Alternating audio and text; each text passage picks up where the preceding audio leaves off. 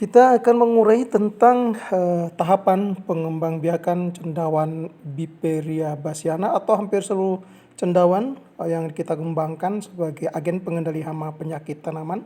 Seperti ini yang kita lakukan. Yang pertama adalah pembersihan atau pencucian beras jagung. Yang kita gunakan di sini adalah beras jagung, tidak menggunakan beras biasa ya. Seperti ini langkah yang pertama, kita membersihkan beras jagung dari kotoran-kotoran ya, baik dari bekas jungle ataupun dari sisa-sisa lain ya. Dibersihkan sampai semuanya ya, dibuang kotoran-kotorannya. Seperti ini yang kita lakukan di dapur ya, atau di tempat masak untuk pengembangbiakan cendawan di laboratorium Salatiga ya. Seperti ini proses yang kita lakukan, dibersihkan semuanya. Nah, ini yang kotoran-kotoran ini dibersihkan sampai tidak ada kotoran yang ngambang. Demikian pula sisa-sisa gilingan atau tepung-tepung yang terbawa, ini pun kita bersihkan dengan sebersih-bersihnya. Seperti ini yang dilakukan ya. Untuk berikutnya adalah dalam proses pembersihan memang harus betul-betul bersih supaya menghasilkan produk yang baik ya. Sehingga kalau kita perhatikan kondisi beras sudah betul-betul bersih ya, jadi airnya sangat jernih kembali ya, tidak seperti semula, baik kotoran yang sangat banyak ataupun sisa-sisa tepung dari hasil penggilingan ini sudah dibersihkan. Nah, ini kotoran ya seperti begini asalnya. Ini masih campur dengan berbagai kotoran dari janggelan jagung ya.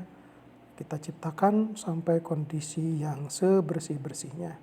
Selanjutnya setelahnya bersih, kemudian kita lakukan memasukkan ya, dimasukkan ke dalam dandang, yang mana dandang ini tadi sudah dipersiapkan sehingga sudah ada airnya. Dandang atau soblok ini ya. Tadi jadi setelah dibersihkan tadi dari jagungnya betul-betul steril, betul-betul bersih dalam pandangan mata itu ya. Kemudian nanti akan kita masak. Masaknya ini dengan cara masak karon tentunya ya. Jadi ini ditiriskan airnya, ditiriskan nanti ke dalam soblok atau dandang itu sudah betul-betul hanya tinggal jagungnya, tidak mengandung air banyak gitu ya. Ini seperti ini cara proses untuk mengawali masak ya, diawali dengan pembersihan. Selanjutnya setelahnya di dalam dandang, kemudian kita masukkan atau letakkan di atas kompor yang menyala. Ya, ini diletakkan di dalam kompor. Setelahnya kompor menyala, kemudian yang berikutnya ini sudah agak matang ya, sebagian sudah agak matang. Kemudian karena tadi kondisinya memang harus betul-betul matang tetapi tidak banyak mengandung air. Bahkan istilahnya karon ya. Nah, seperti ini. Matang bukan cuma setengah matang tapi matang ya, tapi kering ya, tanpa banyak airnya. Ini setelahnya matang betulan ya, sudah matang, kemudian didinginkan. Tahapan berikutnya kita lakukan pendinginan. Ini langkah pendinginan yang kita lakukan dengan menggunakan hamparan yang terbuat dari aluminium ya sebagai lantainya itu. Kemudian rangkai dalam dengan menggunakan kayu, jadi seperti rak seperti ini gini ya. Ini sebagai tempat untuk pendinginan setelahnya jagung betul-betul masak ya. Didinginkan sampai kondisinya betul-betul dingin. Sehingga kenapa harus betul-betul dingin? Tujuannya kalau masih agak panas itu ada uap yang akhirnya akan membuat biakan nantinya banyak terkontaminasi baik bakteri ataupun yang lainnya. Tapi kalau betul-betul kering dengan kering angin gitu ya, betul-betul dingin, ini bisa hasilnya akan lebih bagus. Terus lakukan ya pendinginan. Ini seperti ini prosesnya, ditambah tadi kita membuat 2 soblok atau 2 dandang. Ya, kita lakukan pendinginan seperti ini cara mendinginkannya ya sampai nanti akan dibulak-balik ya. Akan dibulak-balik dengan menggunakan kipas angin sampai merata betul. Kita tidak boleh ada yang tersisa, lompat, karena dengan harapan lebih merata nanti ya. Itu akan lebih merata. Setelahnya merata nanti akan dikumpulkan. Ya, ini didinginkan dulu, ini nanti akan dikeluarkan semua jagung yang berada dalam dandang. Setelah dikeluarkan nanti akan diratakan sehingga tipis dan merata menutupi alas ya yang terbuat dari aluminium yang disusun dengan tujuan untuk pendinginan seperti begini. Dan untuk berikutnya kita lakukan pengemasan ya. Tadi setelahnya dingin, setelah betul-betul dingin kemudian dikumpulkan ya seperti ini. Selanjutnya pengemasan ya luar biasa ini teman-teman dari laboratorium Salatiga ini ya sudah cukup canggih. Kalau saya untuk membuka plastiknya itu agak kesulitan ya karena masih dalam gulungan plastik baru. Sementara para sahabat saya ini udah luar biasa, seakan-akan tidak ada kendala untuk membuka plastik sambil langsung diisi ya. Ini karena sudah cukup berpengalaman dalam bekerja sebagai operator ya di bagian di dapur mestinya ya. Seperti ini yang dilakukan. Ini masing-masing kantong ini sekitar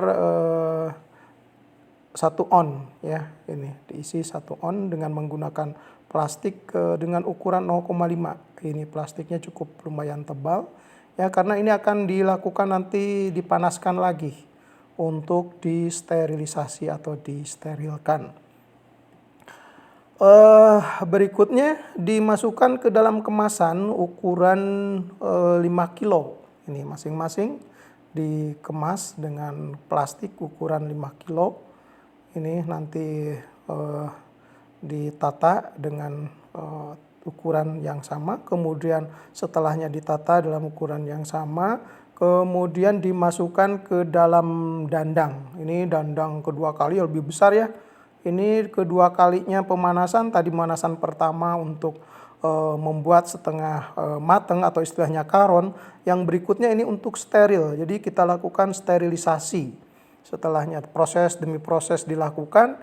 Kenapa harus dilakukan sterilisasi? Karena kita khawatir ditumbuhi bahwa yang kita buat ini terserang oleh baik cendawan kontaminan. Yang dimaksud cendawan kontaminan itu adalah cendawan yang tidak kita kehendaki ataupun terserang bakteri, sehingga lakukan kita pemanasan. Berikutnya kalau sudah kita lakukan sterilisasi ya, kemudian persiapan inkas ini untuk penanaman ya atau inokulasi ya.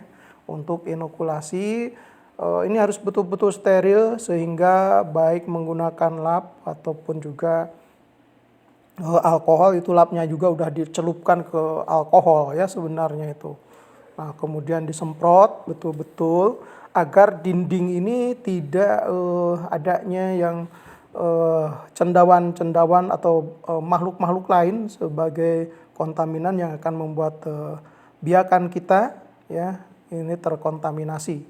Ini sebagai cara langkah penyelamatan dalam bekerja untuk mencapai keberhasilan sesuai dengan yang kita harapkan. Berikutnya seperti ini kita bersihkan tetap semuanya disteril dengan menggunakan alkohol yang kita gunakan. Kemudian setelahnya tadi selesai disteril, kemudian dimasukkan ini ya, tadi yang 5 kiloan ini dimasukkan ke dalam inkas, yang tadi inkasnya sudah disteril, kemudian dimasukkan bahan-bahannya. Dan kita juga udah mempersiapkan di dalam bahan biakan inilah bahan biakan yang terbuat dari Biperia bassiana ya. Cendawan yang kita kembangkan kali ini dari jenis Biperia bassiana.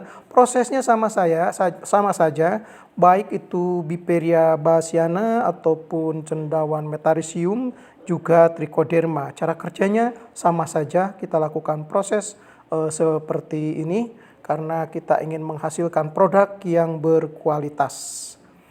Ini yang kita lakukan berikutnya adalah sebelum kita melaksanakan kerja, lakukan yang namanya steril tangan ya.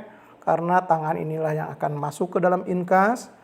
Ini kita bersihkan betul-betul sampai dengan yang namanya korek apinya juga dibersihkan sebersih-bersihnya. Maksudnya tidak boleh ada kandungan cendawan yang lainnya. Ini mengawali pekerjaan dengan doa ya. Berdoa dulu karena ini yang kita lakukan adalah untuk mengembangkan jasad renik sesama makhluk Tuhan. Semoga tidak ada yang mengganggu dalam perkembangbiakannya sehingga akan memberikan satu produk. Nah, ini kenapa lampunya tadi di dalam koreknya dihidupkan. Ini untuk mengetes apakah kondisinya sudah masih sangat tinggi semprotan alkohol karena khawatir nanti akan terbakar sehingga tadi dicoba dulu ceras tujuannya untuk ngetes ya. Ini langkah yang berikutnya dari proses awal. Kita diawali dari membersihkan jagung, kemudian memasak, setelah memasak kemudian didinginkan lalu dimasukkan ke dalam plastik, dikemasi, setelah dikemasi kemudian dimasak lagi ya untuk disterilkan ya. Itu berikutnya ini kita lakukan pemanasan yang namanya ose. Ini dikatakan ose saja seperti begini caranya, dipanaskan dulu juga, dipanaskan sampai tampak seperti api membara. Ini tujuan kita tadi khawatir ada kontaminan baik dari jenis bakteri ataupun protozoa, bahkan bisa jadi yang namanya nematoda pun bisa ada kan di sekitar kita. Tapi kalau kita lakukan pembersihan seperti ini, baik dari semua mikroba yang nempel yang akan menjadi bahan kontaminan akan terhindar, termasuk dari jenis cendawan-cendawan lain yang tidak kita kehendaki. Yang dimaksud dengan cendawan lain yang tidak kita kehendaki, seandainya kita mau menanam Biperia bassiana, tetapi tumbuh Trichoderma, itu namanya terkontaminasi, bahwa produk kita gagal. Nah, untuk itu kita lakukan sterilisasi sebaik-baik mungkin. Begitupun kalau kita mau menanam Trichoderma tetapi tumbuh Biperia, itu pun termasuk kontaminasi. Dengan demikian kita lakukan pembersihan yang sebersih-bersihnya dengan steril, yang sesteril-sterilnya dengan menggunakan alkohol, bahkan dengan api sekalipun kita lakukan. Begini caranya untuk mengambil biakan dari isolat Biperia bassiana yang akan kita kembangkan ya, yang akan kita kembangkan. Kemudian setelahnya itu kita masukkan ke dalam biakan jagung. Ini kondisi di dalam ruangan ini, di dalam inkas ini betul-betul steril ya, seperti ini yang dilakukan. Kemudian diletakkan itu ya di atas seperti begitu, tujuannya supaya tidak jatuh gitu ya. Ini jangan sampai jatuh karena kita akan rugi seandainya tidak lebih waspada, ya, harus lebih hati-hati. Ini sebenarnya dilakukan hanya di tingkat laboratorium. Nanti kalau di tingkat masyarakat ada cara lain yang bisa dilakukan, lebih mudah, ya, disesuaikan, ya, kemudian lebih murah. Yang paling penting kita bisa menikmati hasil yang cukup bergairah dalam melakukan bahan pembuatan bahan untuk pengendalian hama, ya, yaitu pestisida organik boleh dikatakan atau agen pengendali hayati, ya. Ini seperti ini yang dilakukan di Balai Perlindungan Tanaman Pangan Hortikultura dan Perkebunan di Laboratorium Salatiga, ya. Ini demikian yang dilakukan. Terima kasih.